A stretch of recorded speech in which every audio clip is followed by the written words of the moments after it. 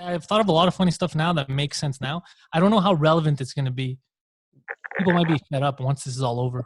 Yeah, I don't think they want to hear about Corona anymore. That's what I was thinking of. They might not. The first thing they want to say is like, "We're finally back." Is like, "Remember when we were quarantined?" Like, shut the fuck up. Of course, remember we were there. We were all there. You know.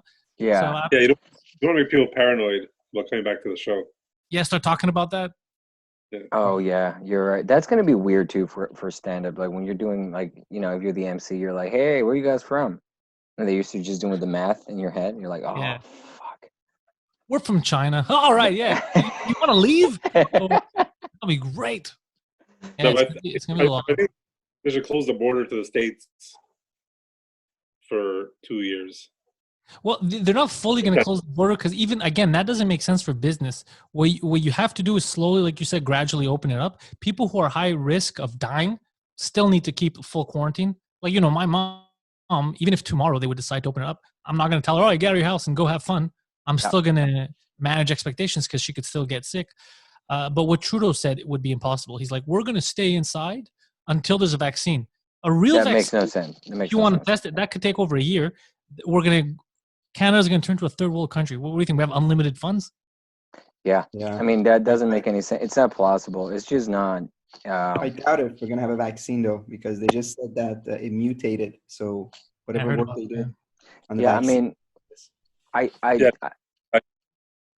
I think that regardless of a vaccine or treatment, whatever, we need to having a Great Depression, having a deeper economic downturn will be just as bad in terms of like long-term stuff. Like if people don't have anything to eat, and there's going to be further problems than this. You have to trust that we're going to go back to a sense of normal. Otherwise, it's just going to be impossible to do anything.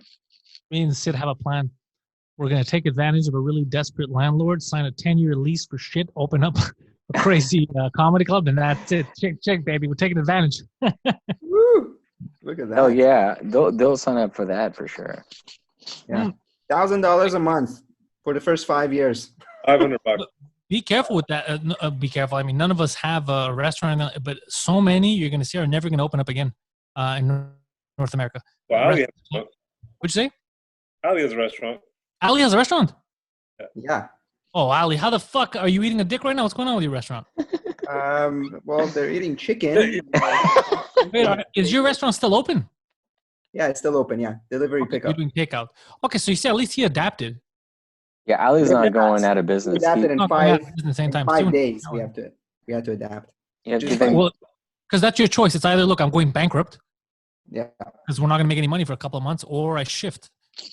Yeah, and one of my friends, that's what you got to do. Ali is very creative, and he does any sort of like way to just stay in business. Alex is a friend of mine. He's Alex Caravano. Shout out to Alex. He's a super close friend of mine. He's one of the Colombian guys that we do stand up together. He owns a restaurant. Yeah, the hilarious Colombian Americans. He has a vegan restaurant in he had one in Manhattan, the other one in Brooklyn. He had to close the one in Manhattan, and that one had a comedy room, which is a heartbreak because a lot of comics were getting stage time, doing a lot of stuff, and he had to close it. Poor guy, bro. Yeah, it's hard enough to start a fucking business, bro. And that was really tough. But he said recently that so they had to close that. They're trying to reopen it. They're trying to figure out like subsidies or whatever to open it back. But he says that the delivery business and pickup in the Brooklyn location is booming. Like it's doing very well. So I think that if you can weather this in whatever shape or form that you can do it, transform your business so that you don't totally go out of business, cut costs, do things that make sense for your business for the next 6 to 12 months. At least you can weather that, and maybe you become more efficient at it, like as you head out of this. I think looking at the whole picture, let's say even if Ali survives, okay? Businesses like Ali's will be probably, I would say, half of them are probably going to shut down if we let this go too long. If it goes too long, more than half. I honestly think. So that's where you're going to see. Then people won't be able to afford. Ali will see less customers because you see this domino effect. You're going to be holding on to the money because they'll be scared. Exactly. So, yeah. So I agree with you. Boy, it's very, very scary. But that supports the argument, though. I'm gonna have to go to Close Barbecue and hold it up for chicken. Give me 2 fuckings. I don't want any money. I want some fucking food. Wait, you want me to just give you the money? Nah, that shit's useless. I want the food, bro. I don't know that fiat currency. It's a hold up for food. Oh shit! It's unprecedented for all of us, I think, and I'm guilty of it too. But I think we may have, and the government included, panicked too much in the beginning. And the government also was sloppy. Apparently, our intelligence agency let the government in on this in January. Yeah. Hey, this could be a problem. And they did dick all. So to do dick and then weeks in decide, oh, we'll close this border. We'll still let people come in from China. Then we'll just scramble is fucking crazy. You should have started, taking precautions so we didn't have to shut the country down the second you found out about it. The second you found out in January. So that kind of shit is, that's when people say Trudeau handled it well. I was like, no, he didn't. The only person I've seen handle it well is Legault, our guy. Our guy, as soon as he found, because they didn't know what the federal government knew. The second the provincial government knew about this, you saw what the guy did right away. He started shutting shit down. He said, whoa, back the fuck up. This sounds crazy. Quebec was the first one. Yeah, Quebec was the first one. Yeah, because when I was in New York, Quebec was they were the first movers. They started restaurants. The capacity in restaurants was down. Yeah. It was pretty impressive to see what the guy was doing. And I think that when people got the news of like, oh, by the way, there's this COVID thing in China, I don't think the government was predicting the mortality rate of it, because I don't think that we got, because they were probably like looking at the China numbers. They were going like, okay, 80,000 people, 80. Well, what was the number? Yeah, 80,000 people.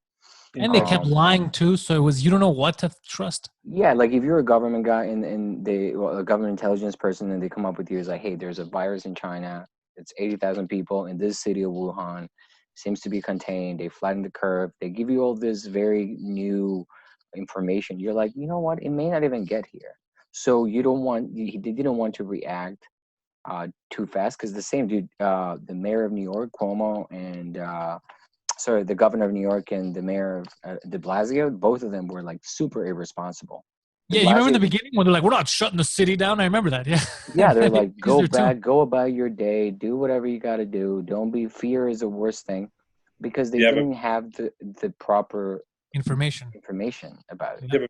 Yeah, but people here, even with the proper information, are fucking around. Like, you see some of the people are like, but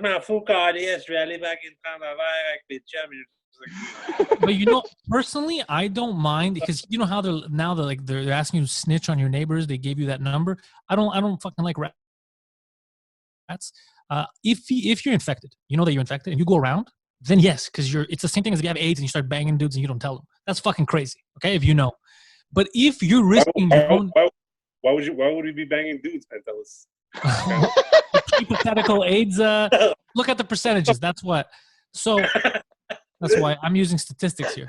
So so basically, if right now you want to take a risk and you want to go out, like let's say I have nothing and I decide I'm going to go into a fucking crowded grocery store, no mask, start touching people or whatever the fuck, I'm taking a risk. Well, touching people is another story, but I go in there. That's my problem. You're not going to call the cops on me and be like, yo, this asshole's shopping 2 times a day. But if I'm infected, then you call the cops. You know what I mean? But if I want to take a walk, like right now, like if you take too many walks or if they catch you in the park, hey, fuck you, buddy. I'm alone in the park. No, but there were a few people. There were a few people that were infected that were going around fucking just like, yeah, I'm going to go see my friends. Yeah, there's a guy in Park X that people are looking for him now. My friends are looking to break his legs because apparently he was walking down St. Rock just chilling, and they found out that he knew that he was infected. Oh, he was man. positive, and he was going out. So people lost their minds. They go, dude, if this guy gets my mother sick, I'm going to kill him. So I think now he's in hiding because everybody threatened him. He said, if we catch you outside, he's going to get his ass quarantine now. Yeah, he quarantined himself. So that I agree with. But if let's say right now you're out there, right? You want to go take a walk. For someone to call the cops and be like, this guy's taking too many fucking walks. What do you care? He's not endangering you. Fuck off. That's if you're alone, it's fine. But look, I sent these guys an article. There were 18 guys in fucking in Ontario, 18 Indian guys playing fucking cricket. They all got thick, like, bro, what are you fucking doing? Right. You know that cricket games last really, really long, so they may have started that game before quarantine. Just had to finish.